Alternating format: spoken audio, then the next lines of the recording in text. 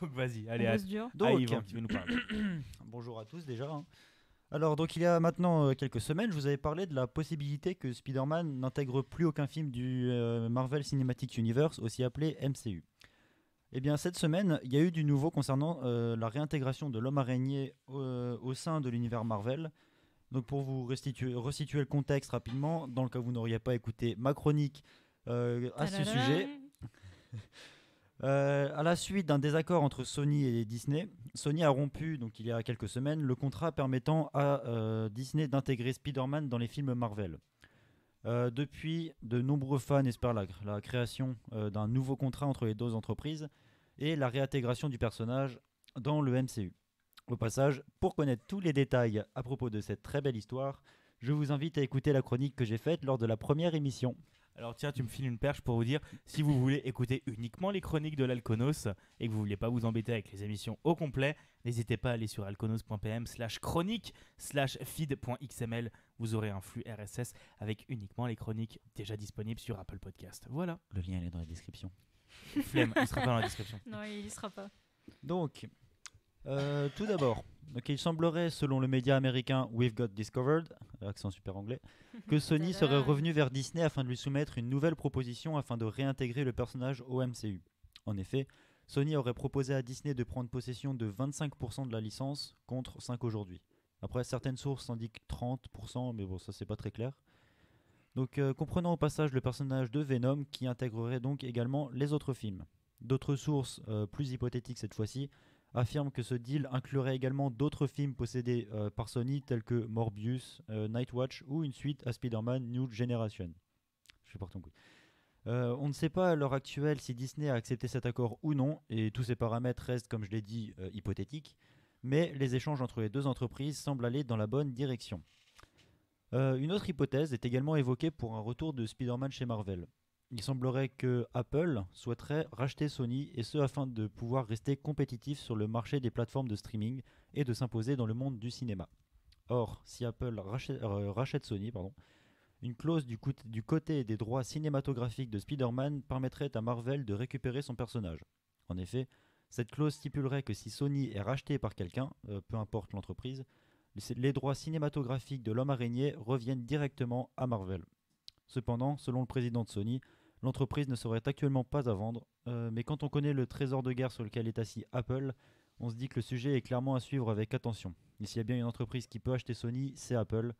Je vous rappelle tout de même qu'Apple est l'une des entreprises les plus riches entre guillemets du monde, avec son capital de plus de 827 milliards de dollars. Ça va, tranquille. C'est pas C'est mal. pas ouais. grand chose. Ah bah on rappelle qu'un iPhone 11 ça coûte à peu près plus de 1000 euros. 1600 € pour le plus cher. Donc voilà. Et le coût à la création, il est de moins de 100 €. Yes. Oui, non, mais c'est toujours comme ça. Moi je pense quand même un peu plus, mais pas beaucoup plus. maintenant, C'est un dans peu ces plus. eaux-là, ouais. 100 euros c'est quand même assez peu pour même pour un iPhone je trouve. Mais tu ne sais pas où ils les font construire. C'est pas faux. Maintenant j'ai 3 pages de documents, ça fait plaisir. Vas-y, il faut que tu le fasses Donc, une transition. Alors maintenant, juste avant, je vous ai parlé de la possibilité de rachat de Sony par Apple. Qui dit Apple dit construction de produits, qui dit construction de produits dit usine, qui dit usine dit pollution, qui dit pollution dit diesel. Oui, je l'ai travaillé cette transition. Et donc, je vais vous parler. Le regard de Luigi était priceless. Et donc, aujourd'hui même, Jules est mort. elle Et est le géniale ma pauvre transition. Yvan qui Ok. peut même pas continuer Ouais, il sa est... chronique. Il y Donc arrivera aujourd'hui pas. même, la ville de Strasbourg a adopté. Strasbourgen. Mais laissez-moi parler. Mais vas-y. Donc aujourd'hui même, le lundi 23 septembre, la ville de Strasbourg a adopté un calendrier de sortie progressive du diesel qui débutera le 1er janvier 2021. Donc le projet ZFE, donc pour zone à faible émission, est un cadre légal prévu par la loi et dans lequel les communes de l'Eurométropole de Strasbourg, tout comme d'autres agglomérations, ont décidé de s'engager. Ce projet consiste en un calendrier d'interdiction successive des véhicules les plus polluants. Les véhicules les plus polluants qui sont bien sûr aux gens les plus Riches. pauvres. Démunis. Ouais, j'ai bien travaillé ma partie. Donc, la définition de ces véhicules est basée sur leurs vignettes critères et de leur classe polluante. L'objectif final de ce projet est l'interdiction complète de tous les véhicules diesel au sein de l'Eurométropole de Strasbourg. Donc, il faut savoir que ce projet concerne... J'ai du mal à parler. Je vais recommencer. Il faut savoir que ce projet concerne toute l'Eurométropole de Strasbourg, mais que les élus strasbourgeois ont choisi d'accélérer ce calendrier. Ah, enfin une bonne chose. Enfin bonne, on sait pas trop du coup. Parce que ça incite à acheter d'autres bagnoles, à acheter les autres. J'en parle après ça. Ouais. Donc ce fameux calendrier débutera en même temps dans toute l'Eurométropole, soit le 1er janvier 2021, avec tout d'abord l'interdiction de circuler pour les véhicules sans vignette critère, puis une interdiction supplémentaire chaque année. Donc l'interdiction supplémentaire chaque année concerne seulement donc Strasbourg.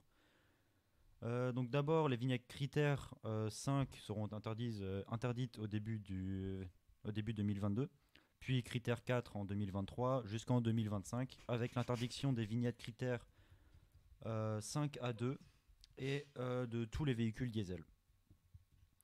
Arrêtez avec mon stylo. On est des enfants un peu distraits.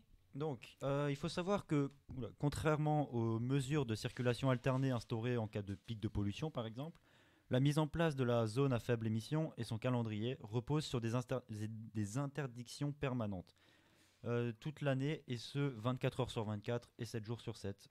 Donc, l'accélération du calendrier a été prise sous l'impulsion de l'adjointe en charge des questions environnementales, Christelle Kohler. Je ne sais pas exactement si ça se prononce comme ça, désolé. Donc, selon elle... Kohler. Très bien, merci. Donc, selon elle, je cite, 90% des problèmes de santé sont liés à l'exposition permanente à la pollution et pas seulement au pic de pollution. Moi, j'aurais juste dit que c'était à cause du capitalisme. Ce qui n'est pas forcément délié. Je continue de citer, il faut sortir du diesel au plus vite. Elle précise également que l'interdiction des véhicules sans vignette et critère 5 concernerait 7900 véhicules mis en service avant 1997, mais dont la grande majorité sont la propriété de foyers à faible revenu. C'est pour cela que différentes mesures d'accompagnement sont à l'étude. Parmi elles, on peut par exemple citer le développement des vélos électriques, l'aide à l'achat de vélos électriques. C'est sûr que tu vas aller en vélo jusque Paris ou jusqu'au bled du coin. Comme si les gens pauvres utilisaient déjà les voitures pour aller au centre-ville, quoi. Une contribution financière au covoiturage rémunéré. Ça, j'ai pas exactement compris ce que c'était, mais c'est pas grave. Bah, par exemple, si tu fais un Blablacar, je suppose que tu as une aide de l'État qui donne un peu d'argent. Un truc comme ça, ouais, je pense. Ou pas. Quoi Non. Également le renforcement du transport à la demande, etc. etc. Mais vas-y, Jules, dis-nous en quoi ce ne serait pas ça. Bah non, mais je vous rappelle que l'État, il en a absolument énormément à faire. Et c'est des solutions possibles. Il n'y a pas écrit qu'il les ferait. C'est vrai. C'est des solutions qui sont... J'ai oublié la phrase que j'ai mise. Tu crois vraiment qu'ils vont faire ça? C'est où d'ailleurs que c'est écrit? Je parie 5 € que non. Envisagé. 5 € seulement. Non, c'est des différentes mesures d'accompagnement qui sont à l'étude. Voilà, c'est à l'étude. Donc, l'étude. J'ai envie de dire... Au pire, tu augmentes les impôts, comme ça tu prends encore plus de fric, mais tu redistribues que, je sais pas, 1% de ce que tu as pris en plus chez tous les gens, et puis c'est bon, hein. Tu fais genre, oh mais on vous paye quand même vos moyens de transport, sauf que non. J'ai envie de dire ISF. C'est pas vrai. Ouais, non mais l'ISF, s'il te plaît, bon, on n'en parlera pas parce que ça va m'énerver. Elle a également indiqué qu'un travail sur d'éventuelles dérogations était mené. Enfin, selon le maire de Strasbourg, Roland Reiss, c'est comme ça que ça se prononce? Émilie? Je sais pas, okay. Je le connais pas lui. Donc, je cite, les mesures d'accompagnement ne doivent pas aider à changer de véhicule, mais bien à sortir de l'usage du véhicule privatif. Alors, j'ai fini ma chronique. Donc merci à toi, Yvan. Ça. Est-ce que je peux déjà citer mes sources ou je le fais à la fin? Bah, si tu veux. Si tu l'es maintenant, comme ça. Donc, en ce qui concerne ma chronique sur Spider-Man, je me suis principalement basé sur le site presse-citron.net. Et... C'est vrai, hein, c'est le nom du site. Ce site est très bon d'abord. Je le recommande également ce site. Il est bon à manger aussi du coup. Après citron, ça se mange pas. C'était une blague digne de Jules. Après citron, ça se mange pas. Putain. Et ce qui concerne ma chronique sur le diesel, je me suis principalement basé sur le dna.fr. Voilà.